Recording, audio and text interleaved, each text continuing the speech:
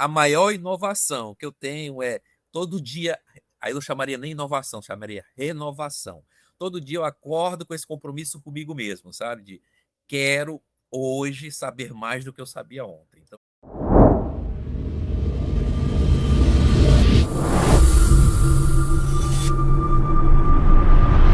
Muito bem, estou aqui com Gustavo Leal. Ah, Obrigado, primeiramente, pela sua presença, pela sua participação, por disponibilizar o seu tempo para estar aqui conosco no Executive Talk. E também já parabenizar você por ser um dos top 50 executivos de destaque em jurídico e compliance. Então, é uma honra enorme recebê-lo aqui. E já dando sequência, porque eu quero mais te ouvir hoje do que falar, Gustavo, e depois você vai falar com mais tranquilidade. Eu entendo que você construiu uma carreira de quase 3 décadas, estávamos falando aqui um pouquinho antes de gravarmos, e com uma virada rara no meio do caminho. Foram 23 anos como sócio-diretor jurídico do escritório no Ceará, assessorando empresas de médio, grande porte, até que você atravessou para o lado de dentro, vamos dizer assim, e assumiu na Pague Menos, primeiro a frente trabalhista e sindical, não é isso? E depois a diretoria jurídica e regulatória de uma operação nacional com um faturamento superior aí a 16 bilhões. E lá você estruturou a área, né, Legal Operations, e fortaleceu também o programa de compliance e governança. Hoje você é conselheiro e lidera o comitê jurídico da ABRAP, e é professor de MBA, executivo, naturalmente, né, em gestão de riscos, e segue aí colecionando formações, experiências, passando aí por reforma tributária, governança, conselho pelo IBGC e agora também Legal Operations e inteligência artificial. Bom, depois de tudo isso, seja muito bem-vindo, Gustavo, ao Executivo Talk. Fala um pouquinho de você, da sua jornada, um pouco desse enredo que é, com certeza, gigantesco. Queremos te ouvir. pô, Ricardo, eu que agradeço, tá, mais uma vez a oportunidade. Você conseguiu resumir bem, tá? Então, você conseguiu aí realmente em um Eu sei minuto que tem mais, eu sei que tem mais, daria para não, mais. tem muitas coisas, às vezes, nas entrelinhas, né, Ricardo? Mas, ó, deixa É eu te isso aí. contar. Minha família toda é carioca, toda é do Rio de Janeiro, mas meu pai, a época que eu nasci, ele foi para Londrina, no Paraná. Então, eu nasci em Londrina. Logo depois, ele foi para o Ceará. E então, me criei no Ceará. Me formei na Federal, pelo Ceará em 95. E a partir de 1997, o escritório teve a honra de advogar para Pague Menos. Pague Menos é uma gigante hoje, mas já era grande, mas obviamente não do tamanho que é hoje, como você bem retratou. Esse faturamento aí de 16 bi já vai para 18, 1.700 lojas, nas 27 unidades da federação, são 28 mil colaboradores. Então, sim, são números gigantescos, isso deixa a gente realmente muito feliz. E aí eu comecei a advogar para Pague Menos, então eu era um prestador de serviço. E aí, quando foi em 2020, como é que essa mudança de lado de mesa e de cadeira, como é que isso aconteceu? Eu confesso a você que nunca tinha passado pela minha cabeça, então não foi algo que surgiu de mim. O Jorge Jubilato hoje, que está até no GPA, é, era o nosso vice-presidente de RH e respondia também pelo jurídico. Ele tinha esse contato comigo como prestador de serviço e ele veio dele a proposta. Então, eu vejo no Jorge aquele cara que é o treinador de futebol, né? Estamos na época da Copa, não é mais um momento muito bom para a gente, né, Ricardo? Não queremos falar muito de Copa. É, não podemos mais falar muito desse assunto. Mas é assim, ele, como eu gosto de futebol e ele também, então acho que o Jorge foi que teve essa visão. Sabe quando o cara é o treinador e vê assim, ele é um volante, mas ele dá um bom atacante, ou ele é um lateral, mas ele dá um bom isso. Enfim, ele passou pela cabeça dele e ele me fez essa proposta, então em 2020.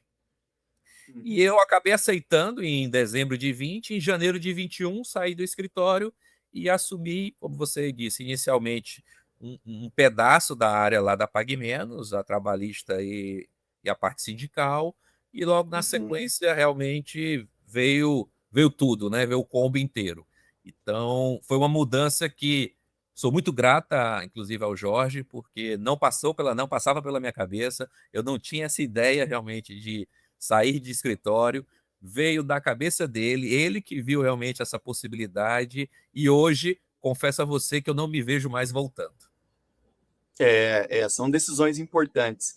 Mas você trouxe algo aí interessante, eu já quero aproveitar e trazer como quase uma primeira pergunta.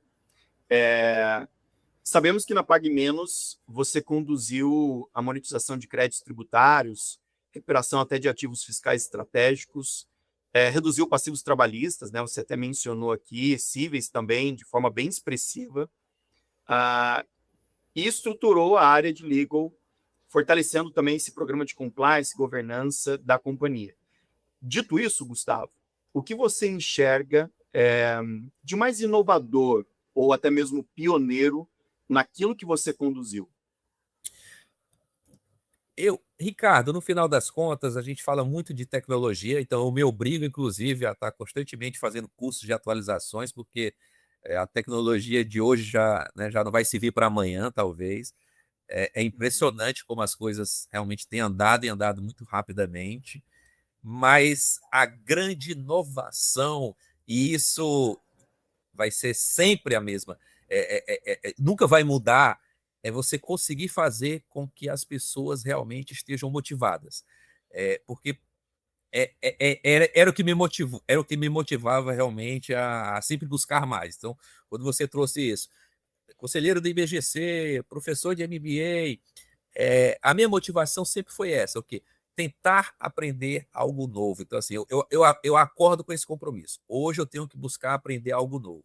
E aí, dentro disso, a tecnologia e a AI estão sim muito presentes. Mas eu posso te dizer que Exatamente. a maior inovação que eu tenho é todo dia, aí eu não chamaria nem inovação, chamaria renovação.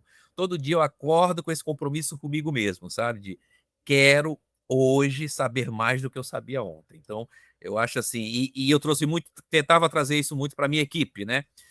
Então, eu acho que eu acho que a grande revolução, talvez, que eu tenha causado, no bom sentido, é isso, é trazer essas pessoas essa sede de querer mais, de aprender mais, Legal. de buscar mais. Passa muito pelo seu estilo de vida mesmo, né? Da forma como você encara a vida, encara o aprendizado. Mas de repente você lembra de algo assim que você fala: nossa, Ricardo, isso marcou, isso foi diferente. Sendo de alta complexidade ou da forma mais simples que possa se dizer. Tem algo que você lembra assim que você pode compartilhar? Eu tive várias experiências lá dentro, sabe, o Ricardo? Porque, como eu falei para você, por conta desse número gigantesco que a gente está falando, e o jurídico ser transversal, então a gente acaba tendo relacionamento, e até também por conta dessa história do meu pé na prevenção de perdas, né? Esse conceito de perdas ampliada, ou seja, há uma transversalidade muito grande, sempre houve, do jurídico com todas as áreas. Então, assim, eu me lembro de alguns objetivos, alguns desafios pontuais que nós tivemos em que a gente se juntou.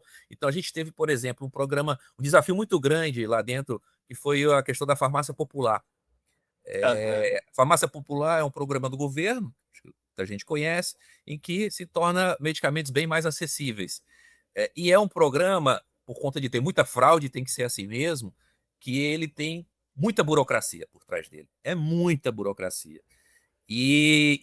A gente conseguiu revolucionar isso dentro da PagMenos. É aí que eu digo que não foi só o jurídico, né? Nem só o regulatório. Isso é transversal. Então, a gente conseguiu fazer com que realmente os nossos. Conseguisse atender as pessoas, conseguisse fazer com que essas pessoas ficassem na loja sem precisar esperar. Então, a gente deu toda a estrutura. E quando você via Legal. números de um ano atrás para o número do ano atual, a gente observa como isso foi realmente assim estruturante. Então, foram várias grandes eu te dei só um exemplo, certo? Por Sim, conta dessa sim. transversalidade. Mas um que me marcou muito foi isso, por quê? Porque a gente via a aflição das pessoas quando iam atrás dos medicamentos, sofrendo lá nas lojas cheias, numa demora de atendimento, e como a gente conseguiu, às vezes, sem muita inovação, mas claro, com alguma inovação sim, há que ter, né, uma inovação por trás disso, mas com muita boa vontade, como a gente conseguiu revolucionar esse atendimento. Perfeito. Tem um amigo que também atua conosco aqui na SEVT. Ele é um CIO, e ele fala que o grande feito da inteligência artificial, ou o que deve ser o grande feito da inteligência artificial, é a empatia. A inovação passa muito pela empatia. Por mais que às vezes pareça um pouco clichê, né, falar de empatia, um pouco batido, mas no fim das contas continua poderoso, né? O que você trouxe agora, ou seja, uma percepção de alguém que talvez a pessoa que está lá do lado do balcão, ela não imagina que alguém de uma área tão complexa, talvez até burocrática como a área jurídica, tem alguém pensando nela. Então, legal você trazer isso, porque muitas vezes as pessoas não têm essa noção de que por trás dessas camadas tem alguém ali, e nesse caso aqui chamado Gustavo Leal, que estava pensando no bem-estar dessas pessoas, como essas pessoas viveriam a experiência ali no ambiente da Pagamentos. Muito Isso que legal. você, isso que você trouxe, Ricardo, inclusive a gente fazia questão também de ligar para as pessoas que tinham evoluções ali absurdas no desempenho. Então a gente ligava para os gerentes, a gente ligava para os farmacêuticos, até para parabenizar. Porque, às vezes, como você diz, uma empresa é tão grande, às vezes a pessoa imagina que não está sendo vista, que não está sendo observada. Então, assim, Sim, certos clichês, aí eu concordo com você. A gente tem que levar sempre, meu amigo. Então, a empatia é algo que a gente tem que bater todo dia, assim. Clichê ou não, vamos praticar.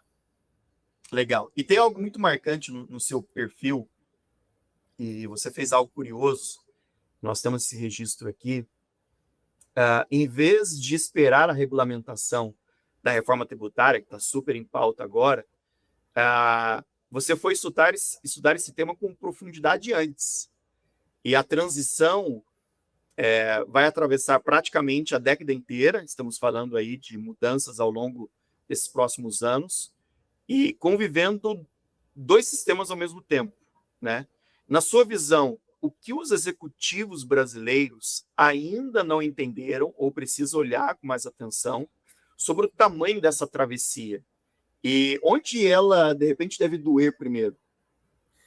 Esse é um ponto que tem me inquietado muito, tá, Ricardo? Então, como você bem colocou, já concluí o MBA, então já comecei essa jornada bem antes, mas todo dia ainda é um tema que eu busco algo novo, tá? Então, eu tenho alguns temas chaves e a reforma tributária é um deles. Então, é um tema que eu tenho esse compromisso de diariamente buscar algo a mais, porque o desafio é grande, como você bem colocou, e a gente ainda vai conviver muito tempo com os dois sistemas, não se engane. Então, quem está imaginando que vai ter uma virada de chave em 27, outra em 33 e acaba, não é assim, porque a gente ainda tem um passivo Ah, dos tributos anteriores, então administrativos que vão ficar, judiciais. Então, a gente ainda vai conviver por décadas, muitas décadas, com os dois sistemas tributários que são completamente distintos.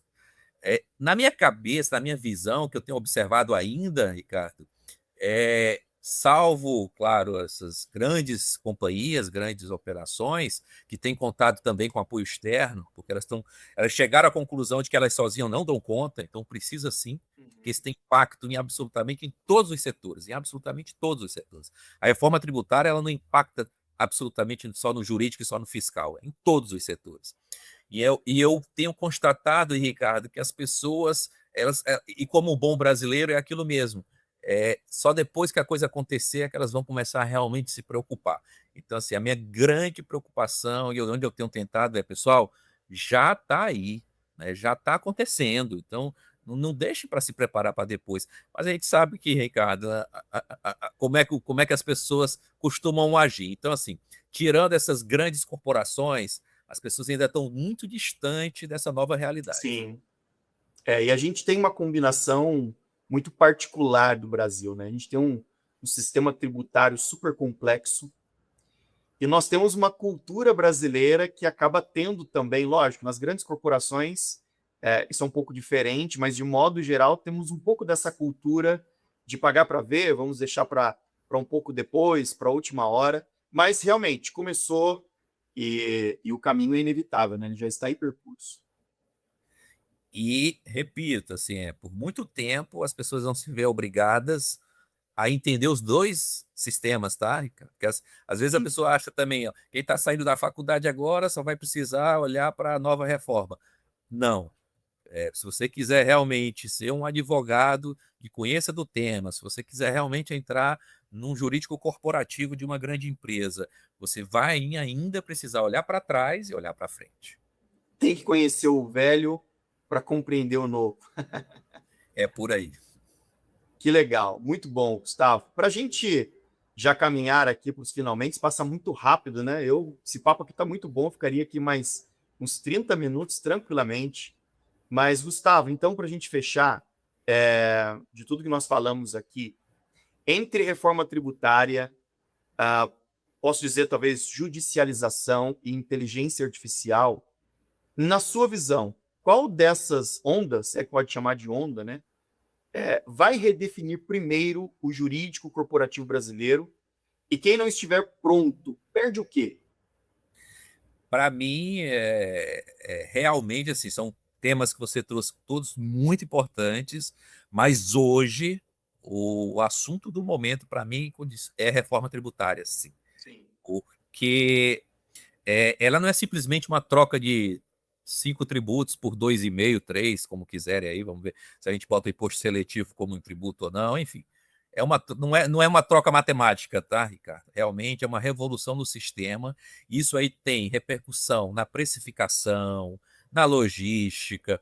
Então, assim, as empresas ainda não se aperceberam das consequências. E a gente sabe que a gente é um sistema seguinte: quando o empresário ele tem algum problema no preço, ele transfere para o consumidor. Então, o reflexo vai ser na sociedade inteira. Então, O assim, deslocamento é inevitável, né? é inevitável. E então, para mim, são temas muito importantes, todos esses que você trouxe, mas no momento, olhando aqui para julho de 26, as pessoas realmente, o que mais me inquieta, o que mais me tira o sono hoje é a questão da reforma tributária. Mexe diretamente na economia, né? No todo, e é uma reforma do consumo, então já está dizendo, quem paga a conta, pessoal, somos nós aqui, consumidores, tá certo? Então, assim, se o cara lá se o cara fizer a conta errada, você pode ter certeza, Ricardo, que quem vai pagar isso somos nós. É isso aí. Muito bom, Gustavo. Olha, excepcional esse bate-papo, aquela conversa de 15, 20 minutos que vale ouro. Eu quero agradecer a sua presença. Obrigado pelo seu tempo. E, mais uma vez, parabenizar você por ser um dos top 50 executivos de destaque em Jurídico Compliance 2026. A Seven Experience tem, assim, uma alegria enorme de poder reconhecer projetos, performance, resultados como o seu. Então, parabéns e obrigado, que possamos ter outras oportunidades aí, também nossos eventos. Nós temos um calendário anual bem interessante. Daqui a pouquinho nós vamos estar aí também já falando com um grupo maior, né, da área jurídica. Vem aí o Legal, depois Nova, falando de inovação em tecnologia, Nova Tech. Temos também Supply, vamos falar depois com o pessoal de People também. Então, são os principais ambientes dentro de uma organização. E nesse momento aqui, falando com você dessa cadeira tão importante do jurídico. Obrigado mais uma vez e até a próxima. O agradecimento é todo meu, conta sempre com a gente. O trabalho de vocês é maravilhoso, recomendo. Eu conheço de perto, mas quem não conhece de perto, vale muito a pena, sim, realmente, entrar mais a fundo. Vocês estão realmente de parabéns, Ricardo. Muitíssimo obrigado. Legal, muito obrigado. Então, temos aí o nosso próximo Executive Summit, o Legal, acontecendo em setembro. Quem quiser saber mais, pode também entrar no nosso site, tem aqui na descrição do vídeo, vai ter mais informações. Gustavo, muito obrigado, grande abraço.